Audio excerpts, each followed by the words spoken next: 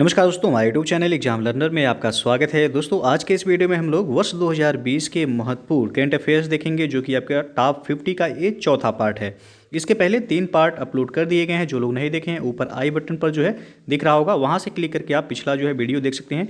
ये आपके आने वाले एग्जाम GIC और GDC यानी कि गवर्नमेंट इंटर कॉलेज और गवर्नमेंट डिग्री कॉलेज प्रवक्ता और UPPCS RO एग्जाम और अदर स्टेट PSC एग्जाम के लिए जो ये महत्वपूर्ण है।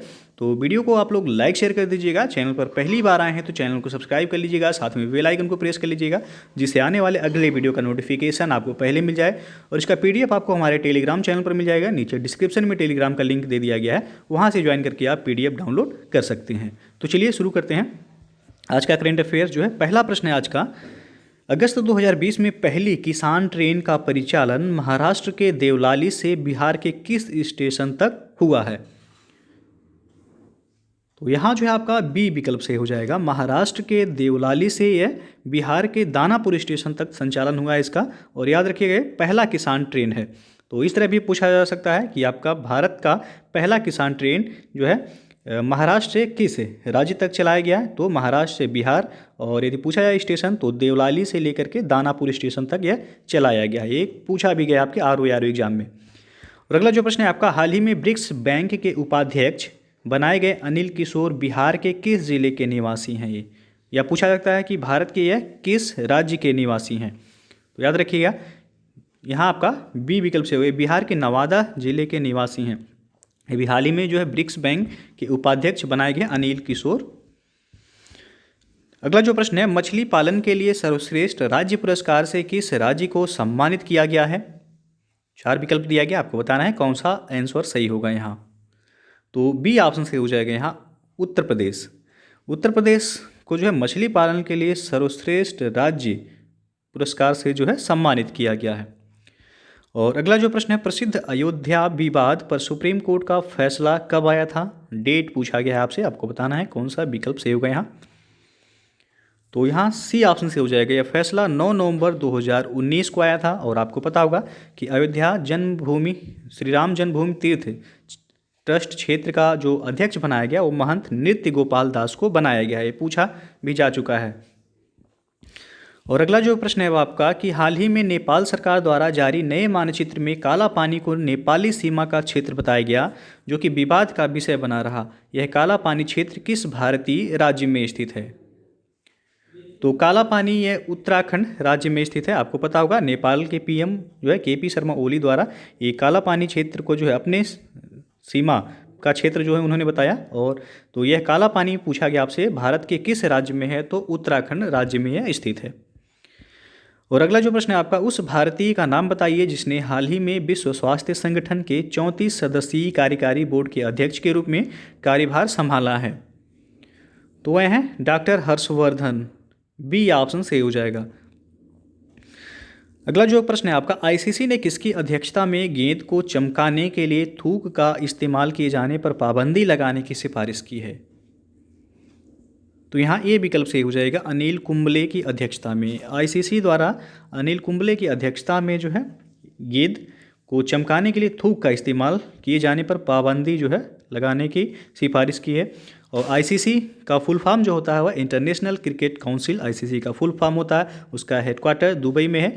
और ICC के वर्तमान चेयरमैन जो हैं वह हैं शशांक मनोहर। और ICC की स्थापना जो हुई थी वह 15 जून 1909 को ICC का स्थापना हुआ था। तो इतने जो है बातें याद रखिएगा। अगला प्रश्न है आपका, भारतीय नौसेना ने कोविड-19 महामारी से लड़ने वालों स्वास्थ्य कर्मचारियों के लिए किस PPE किट का निर्माण किया है? तो नाम जो है पूछा गया PPE किट का, तो सी ऑप्शन से हो जाएगा नौरक्षक। अगला जो प्रश्न है, न्यू डेवलपमेंट बैंक यानी कि NDB का नया अध्यक्ष किसे बनाया गया है? महत्वपूर्ण प्रश्न है, पूछा जा सकता है। तो यहाँ सी ऑप्शन सही हो जाएगा, मार्कोस ट्राइजो को NDB यानी कि न्यू डेवलपमेंट बैंक का अध्यक्ष बनाया गया है। और NDB का हेडक्वार्टर जो है वह चीन के संघाई में है, याद रखिएगा। और NDB की जो स्थापना हुई थी वह ब्रिक्स के देशों के द्वारा किया गया था। 15 जुलाई 2014 को इसका स्थापना किया गया था। अगला प्रश्न है, केंद्र सरकार ने डिफेंस मैन्युफैक्चरिंग यानी कि रक्षा विनिर्माण सेक्टर में ऑटोमेटिक रूप से FDI की सीमा 49% से बढ़ाकर कितना प्रतिशत करने का ऐलान किया है? तो 49% से बढ़ाकर 74% का जो है ऐलान किया गया है। बी विकल्प सही हो जाएगा यहाँ। अगला जो प्रश्न है, केंद्र सरकार द्वारा हाल ही में जारी वन स्थिति रिपोर्ट 2019 के अनुसार किस राज्य में सबसे अधिक वन आच्छादित क्षेत्र बढ़ा है? याद रखिएगा, यहाँ पूछा गया कि किस राज्य में सर्वाधिक वन आच्छादित क्षेत्र वह बढ़ा हुआ है ISFR 2019 रिपोर्ट के अकॉर्डिंग।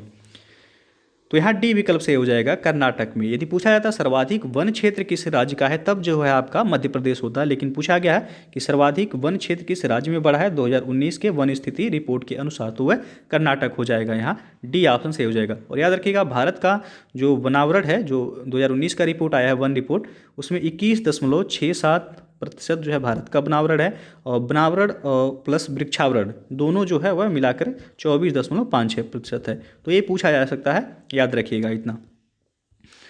अगला जो प्रश्न है, केंद्र सरकार 2020-21 के बजट में हरित ऊर्जा उपकरणों के आयात पर कितने प्रतिशत शुल्क लगाया है? तो बी ऑप्शन से हो जाएगा यहाँ 20%। केंद्र सरकार द्वारा बजट 2020-21 में हरित ऊर्जा उपकरणों के आयात पर 20% का शुल्क जो है लगाया है।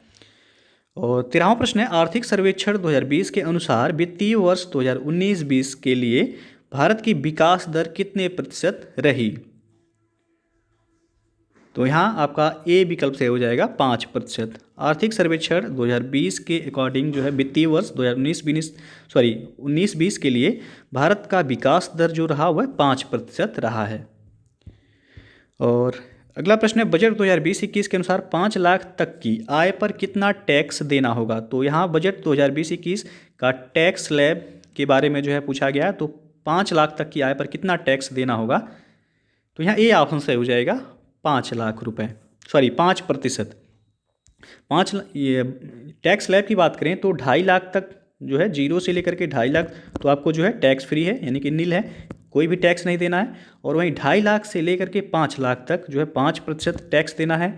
और 5 से लेकर के 7.5 लाख तक जो है आपको 10% टैक्स देना है। और 7.5 से लेकर 10 लाख तक आपको 15% टैक्स देना है। तो ये जो है 2020-21 के बजट में टैक्स स्लैब का जो है निर्धारण किया गया है। तो यहाँ जो पूछा गया 5 लाख तक की आय पर कितना टैक्स देना होगा, तो जो है 5%। अगला जो प्रश्न है आपका, भारत के किस शहर में आदिवासी संग्रहालय खोला जाएगा? तो यह रांची में खोला जाएगा। बी विकल्प से हो जाएगा। और अगला जो प्रश्न है, कौन सा संगठन वर्ष 2020 को नर्स और मिडवाइफ वर्ष के रूप में मना रहा है? तो यहाँ 4 विकल्प दिया गया है, आपको बताना है कौन सा विकल्प सही होगा। तो डी ऑप्शन सही हो जाएगा, WHO, यानी कि वर्ल्ड हेल्थ ऑर्गेनाइजेशन WHO ने 2020 को नर्स और मिडवाइफ वर्ष के रूप में यह मना रहा है। और WHO का हेडक्वार्टर पूछा जाए तो जेनेवा, याद रखिएगा, जेनेवा स्विट्जरलैंड में है। यूनिसेफ का हेडक्वार्टर जो है यह न्यूयॉर्क में है। यूनिसेफ का हेडक्वार्टर कहाँ है? तो USA के न्यूयॉर्क में है। और WHO की स्थापना जो हुई थी 1948 में हुआ था, ये याद रखिएगा। यूनेस्को जो दिया गया यहाँ, इसका हेडक्वार्टर फ्रांस के पेरिस में है। और UNO संयुक्त राष्ट्र महासभा, ये इसका हेडक्वार्टर कहाँ है? तो ये न्यूयॉर्क में भी है। और अगला जो प्रश्न है, किस राज्य की सोहराय तथा कोहबर कला को GI टैग दिया गया है? तो यहाँ सी विकल्प से हो जाएगा, झारखंड के सोहराय तथा कोहबर कला को GI टैग दिया गया, यानी कि भौगोलिक संकेतक। GI टैग यानी कि जियोग्राफिकल इंडिकेशन होता है, भौगोलिक संकेतक कहा जाता है। अगला जो प्रश्न है, हाल ही में कॉमनवेल्थ का 54वां सदस्य देश पुनः कौन बना है? तो ये तो महत्वपूर्ण प्रश्न है, पूछा जाएगा किसी न किसी एग्जाम में, याद रखिएगा। तो यहाँ बी विकल्प सही हो जाएगा आपका, मालदीव। मालदीव को हाल ही में जो है 54वां सदस्य, कॉमनवेल्थ का 54वां सदस्य बनाया गया है। और इसके पहले मालदीव सबसे पहले जो है 1982 में कॉमनवेल्थ का सदस्य बना था, लेकिन 2016 में यह जो है कॉमनवेल्थ से बाहर हो गया था। पुनः जो है यह 2020 में 54वां सदस्य बन गया है। अगला जो प्रश्न है आपका, ट्रांसपेरेंसी इंटरनेशनल के अनुसार भारत में बजट बनाने का सबसे अच्छा तरीका किस राज्य का है? तो वह है असम राज्य का। सी ऑप्शन यहाँ से हो जाएगा। किसके अनुसार? तो ट्रांसपेरेंसी इंटरनेशनल के अनुसार भारत में बजट बनाने का सबसे अच्छा तरीका जिस राज्य का है वह है असम। और अगला प्रश्न है, किस राज्य सरकार ने हाल ही में सरकारी नौकरियों में राष्ट्रीय एवं अंतर्राष्ट्रीय पदक विजेता खिलाड़ियों को 5% आरक्षण देने का निर्णय लिया है? तो यह मध्य प्रदेश राज्य सरकार के द्वारा जो है राष्ट्रीय एवं अंतर्राष्ट्रीय पदक विजेता खिलाड़ियों को सरकारी नौकरियों में 5% का आरक्षण देने का निर्णय लिया गया है। अगला प्रश्न है, महिला यात्रियों की सुरक्षा को देखते हुए किस राज्य सरकार ने एक विशेष बस सेवा सी शटल का शुभारंभ किया है? तो यह तेलंगाना राज्य सरकार के द्वारा किया गया है। बी ऑप्शन सही है यहाँ। अगला जो प्रश्न है, 15 सितंबर 2020 को प्रधानमंत्री नरेंद्र मोदी ने वीडियो कॉन्फ्रेंसिंग के जरिए जलापूर्ति तथा सीवरेज से जुड़ी 7 परियोजनाओं की शुरुआत किस राज्य में की है? तो यहाँ बी ऑप्शन सही हो जाएगा, बिहार राज्य में किया गया है। और 23वां प्रश्न है, T20 अंतर्राष्ट्रीय में किस भारतीय गेंदबाज ने पहली बार हैट्रिक विकेट लिया है? तो यह थे दीपक चहर। बी ऑप्शन सही है यहाँ। दीपक चहर ने T20 अंतर्राष्ट्रीय में, जो कि ये पहले भारतीय गेंदबाज बन गए, इन्होंने पहली बार हैट्रिक विकेट लिया है। और अगला प्रश्न है, प्रतिवर्ष किस तिथि को राष्ट्रीय एकता दिवस के रूप में मनाया जाता है? तो ये सबको जो है पता होगा। यहाँ बी ऑप्शन से हो जाएगा, 31 अक्टूबर। सरदार वल्लभ भाई पटेल की जयंती को राष्ट्रीय एकता दिवस के रूप में मनाया जाता है 31 अक्टूबर को। और अगला जो प्रश्न है, हाल ही में किस राज्य सरकार ने यह निर्णय लिया कि 2 बच्चों से अधिक वाले लोगों को सरकारी नौकरी नहीं दी जाएगी?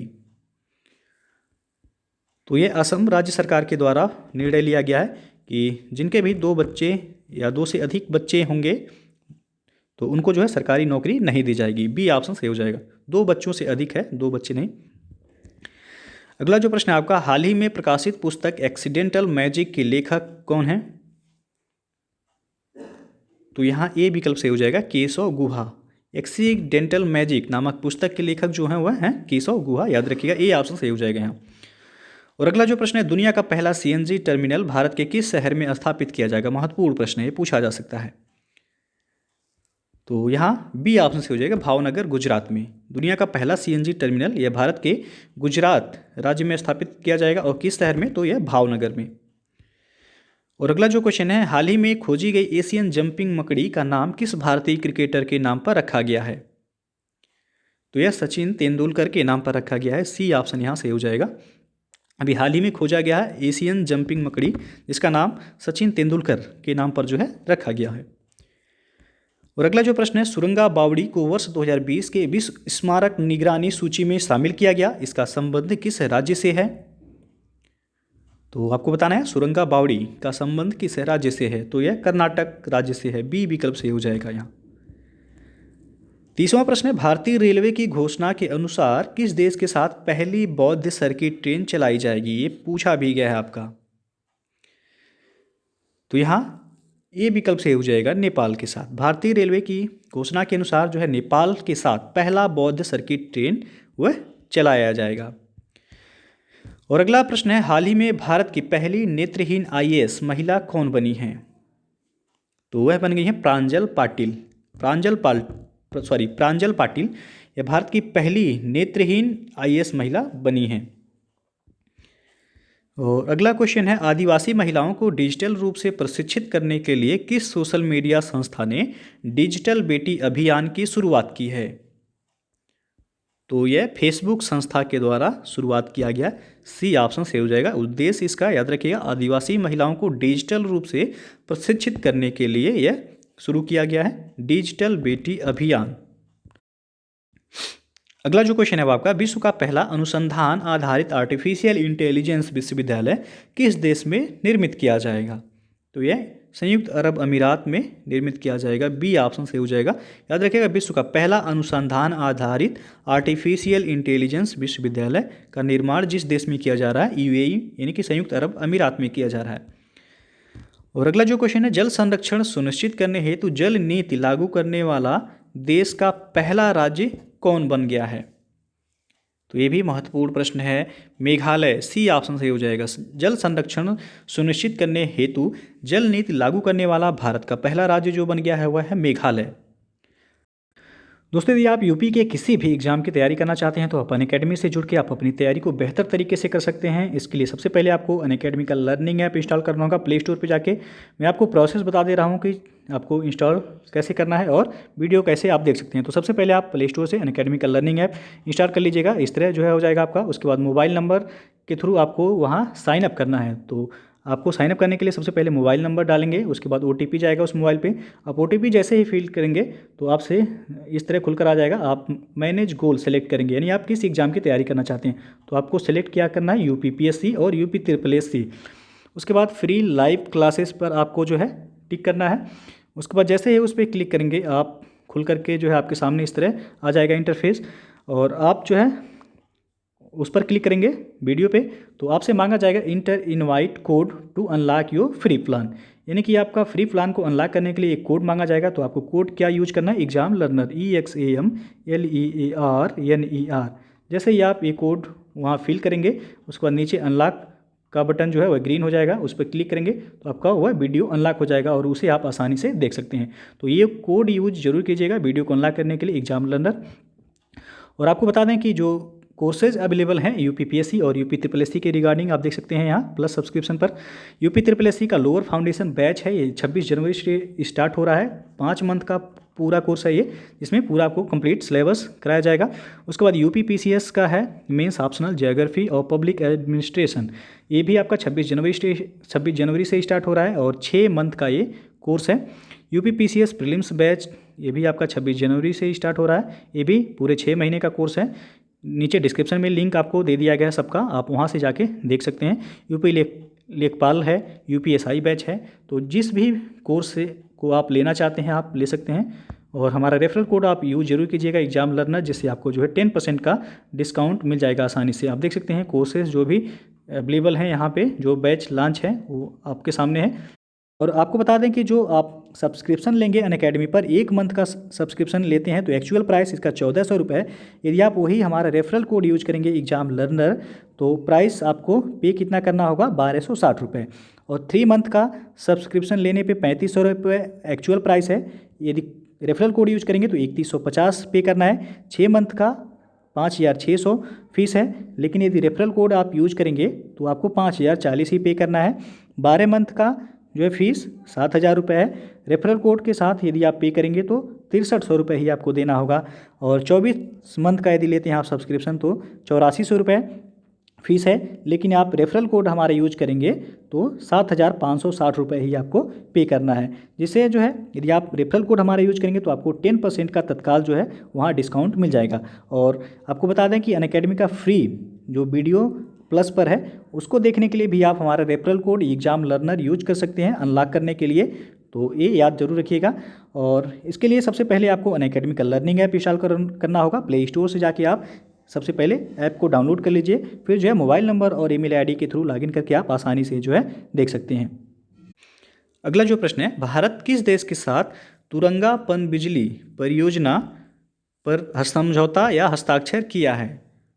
तो यहाँ डी ऑप्शन से हो जाएगा, जापान के साथ। भारत ने जापान के साथ तुरंगा पनबिजली परियोजना पर जो है समझौता हस्ताक्षर किया है। और यह परियोजना जो है पश्चिम बंगाल राज्य में है, जिससे पश्चिम बंगाल के स्थानीय क्षेत्रों में बिजली की जो है समस्याओं से काफ़ी हद तक जो है वह निजात मिलेगी। और अगला प्रश्न, शीतकालीन ओलंपिक 2026 की मेज़बानी कौन सा देश करेगा? ध्यान दीजिएगा, यहाँ शीतकालीन ओलंपिक पूछा गया है तो ये ऑप्शन से हो जाएगा इटली। शीतकालीन ओलंपिक 2026 की मेज़बानी वह इटली के द्वारा किया जाएगा। और अभी जो हाल ही में 2021 में, पहले यह 2020 में प्रस्तावित था जापान के टोक्यो में, अब यह 2021 में जो है होने जा रहा है। तो यह शीतकालीन ओलंपिक है, ग्रीष्मकालीन ओलंपिक है। कौन सा? तो यह ग्रीष्मकालीन ओलंपिक खेल का आयोजन जो 2021 में होने जा रहा है वह जापान में होगा। अगला प्रश्न है, निम्नलिखित GI टैग प्राप्त वस्तु में कौन सुमेलित नहीं है? तो यहाँ 4 विकल्प दिया गया है, आपको बताना है कौन सा सुमेलित नहीं है। तो पहला जो दिया गया इरोड हल्दी उड़ीसा, तो ये जो है आपका गलत है। इरोड हल्दी कहाँ का है? तो वह तमिलनाडु का है। कहाँ का? तो ये तमिलनाडु का है। और उड़ीसा का कंधमाल हल्दी है जिसको GI टैग दिया गया था, कंधमाल। और मयूर गुड़ केरल का है, सही है। सिलाव खाजा बिहार का जिसे GI टैग दिया गया। पंचामृतम प्रसाद ये तमिलनाडु का है, इसे भी GI टैग दिया गया। तो बाकी सभी सुमेलित हैं, ये ऑप्शन आपका सुमेलित नहीं। इरोड हल्दी याद रखिएगा तमिलनाडु का जिसे GI टैग दिया गया है। और अगला क्वेश्चन है ईज ऑफ डूइंग बिजनेस 2020 के तहत राज्यों की रैंकिंग में प्रथम स्थान किस राज्य को प्राप्त हुआ है? तो पहला रैंक इसमें आंध्र प्रदेश को प्राप्त हुआ है। सी ऑप्शन सही हो जाएगा। और अगला जो प्रश्न है सितंबर 2020 में 5वें ब्रिक्स देशों की मंत्री स्तरीय बैठक की अध्यक्षता किस देश द्वारा की गई है? तो यह रूस के द्वारा किया गया है। ये विकल्प से हो जाएगा। और ब्रिक्स देशों को आप जो है याद रख सकते हैं आसानी से BRICS, बी से यानी कि ब्राज़ील, आर से रसिया, आई से हो गया इंडिया, सी से चाइना और एस से हो जाएगा साउथ अफ्रीका। तो यहाँ पूछा गया कि 5वें ब्रिक्स देशों की मंत्री स्तरीय बैठक की अध्यक्षता किस देश के द्वारा की गई? तो रूस के द्वारा किया गया। ये ऑप्शन सही है यहाँ। अगला जो प्रश्न है ओलंपिक पदक विजेता बलबीर सिंह दोसांझ जिनका हाल ही में निधन हो गया, उनका संबंध किस खेल से था? तो उनका संबंध हॉकी से था। बी ऑप्शन से हो जाएगा। या पूछा जाए कि बलबीर सिंह दोसांझ का संबंध किस खेल से था, तो हॉकी याद रखिएगा। ये ओलंपिक पदक विजेता भी रहे हैं जिनका भी हाल ही में निधन हुआ है। और आर्कटिक क्षेत्र में जलवायु परिवर्तन के अध्ययन के लिए किस देश द्वारा मोज़ेक मिशन का शुभारंभ किया गया है? तो यह जर्मनी के द्वारा शुभारंभ किया गया है। सी ऑप्शन से हो जाएगा। किस कारण से? तो आर्कटिक क्षेत्र में जलवायु परिवर्तन के अध्ययन के लिए यह मिशन का शुभारंभ किया गया है। मिशन का नाम है मोज़ेक। और अगला प्रश्न है हाल ही में चर्चित शब्द CDS का पूर्ण रूप यानी कि फुल फॉर्म पूछा गया है। हाँ, 4 ऑप्शन है, आपको बताना है कौन सा सही हो जाएगा। तो CDS का फुल फॉर्म जो होगा वह होगा चीफ ऑफ डिफेंस स्टाफ। अभी हाल ही में जो भारत के पहले CDS नियुक्त हुए हैं वह हैं बिपिन रावत। नाम आपको पता होगा, भारत के पहले CDS ये नियुक्त हुए हैं। और अगला प्रश्न है किस महिला अंतरिक्ष यात्री ने सबसे लंबे समय तक अंतरिक्ष में रहने का रिकॉर्ड कायम किया है? तो यह है क्रिस्टीना कोच। डी विकल्प से हो जाएगा। इन्होंने 328 दिन और 13 आवर और 58 मिनट तक रहने का यानी कि स्पेस में रहने का रिकॉर्ड इन्होंने बनाया है। डी विकल्प से हो जाएगा। अगला जो प्रश्न है आपका हाल ही में किस सोशल मीडिया प्लेटफॉर्म द्वारा कैचअप नामक कॉलिंग एप्लीकेशन लॉन्च किया गया है? तो यह फेसबुक के द्वारा लॉन्च किया गया है। ए विकल्प से हो जाएगा। अगला जो प्रश्न है आपका चंबा सुरंग जिसे 4 धाम परियोजना के तहत हाल ही में निर्मित किया गया है यह किस राज्य में स्थित है? पूछा गया चंबा सुरंग किस राज्य में है। तो यहाँ जो है आपका डी ऑप्शन से हो जाएगा उत्तराखंड। और इसे जो है 4 धाम परियोजना के तहत इसका निर्माण किया गया है चंबा सुरंग का, जो कि भारत के उत्तराखंड राज्य में है। 4 धाम परियोजना के अंतर्गत जो स्थान आते हैं आपको बताते हैं। बद्रीनाथ है जो कि आपका ये उत्तराखंड में पड़ता है। उसके बाद जो है द्वारका गुजरात में, और जगन्नाथपुरी ये आपका उड़ीसा में पड़ता है। और चौथा जो है रामेश्वरम है, रामेश्वरम ये तमिलनाडु में। तो 4 धाम परियोजना के अंतर्गत जो है ये स्थान आते हैं। याद रखिएगा बद्रीनाथ, द्वारका, जगन्नाथपुरी और रामेश्वरम सभी जो है चारों दिशाओं में है। अगला प्रश्न है अब आपका हाल ही में किस राज्य सरकार ने खेलों को उद्योग का दर्जा दिया है? तो यह मिजोरम राज्य के द्वारा दिया गया है। सी विकल्प से हो जाएगा। मिजोरम राज्य के द्वारा खेलों को उद्योग का दर्जा दिया गया है। और 47वां प्रश्न है अंतर्राष्ट्रीय जैव विविधता दिवस 2020 का थीम क्या है? और आपसे पूछा भी जा सकता है कि अंतर्राष्ट्रीय जैव विविधता दिवस कब मनाया जाता है, दोनों पूछा जा सकता है। तो यहाँ याद रखिएगा थीम जो था our solutions are in nature, इस बार का थीम था अंतर्राष्ट्रीय जैव विविधता का। और यह प्रत्येक वर्ष 22 मई को मनाया जाता है। तो यदि पूछा जाए कि अंतर्राष्ट्रीय जैव विविधता दिवस कब मनाया जाता है तो 22 मई को मनाया जाता है। याद रखिएगा इस बार का थीम जो है our solutions are in nature, इस बार का थीम है। और अगला जो क्वेश्चन है आदिवासी क्षेत्रों में गर्भवती ग्रामीण महिलाओं को सुरक्षित प्रसव हेतु किस राज्य ने दीदी वाहन सेवा की शुरुआत की है? तो यह मध्य प्रदेश राज्य के द्वारा शुरुआत किया गया है। डी विकल्प सही हो जाएगा यहाँ। 49वां प्रश्न है निम्न में से किस राज्य सरकार ने कुशल श्रमिकों के लिए रोजगार सेतु योजना की शुरुआत की है? तो यह मध्य प्रदेश राज्य सरकार द्वारा शुरू किया गया है। और यह कुशल श्रमिकों के लिए रोजगार सेतु योजना की शुरुआत की गई है। और अंतिम जो प्रश्न है केंद्रीय मंत्रिमंडल की नियुक्ति समिति ने किसे नाबार्ड का नया अध्यक्ष नियुक्त करने की मंजूरी दी है? महत्वपूर्ण प्रश्न है। नाम याद रखिएगा, गोविंदा राजुलू चिंताला, डी ऑप्शन सही हो जाएगा।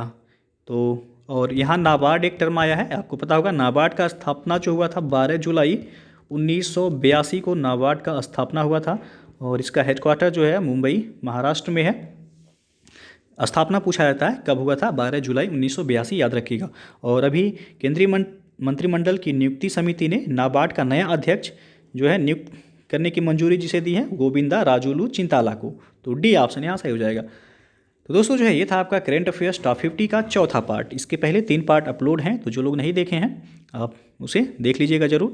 तो वीडियो यदि पसंद आया हो तो लाइक शेयर कर दीजिएगा, चैनल को सब्सक्राइब नहीं किए हैं तो चैनल को सब्सक्राइब कर लीजिएगा, बेल आइकन को प्रेस कर लीजिएगा जिससे आने वाले अगले वीडियो का नोटिफिकेशन आपको पहले मिल जाए। और इसका PDF आपको टेलीग्राम चैनल पर मिल जाएगा, नीचे डिस्क्रिप्शन में टेलीग्राम का लिंक दे दिया गया है, वहाँ से ज्वाइन करके आप PDF आसानी से डाउनलोड कर सकते हैं।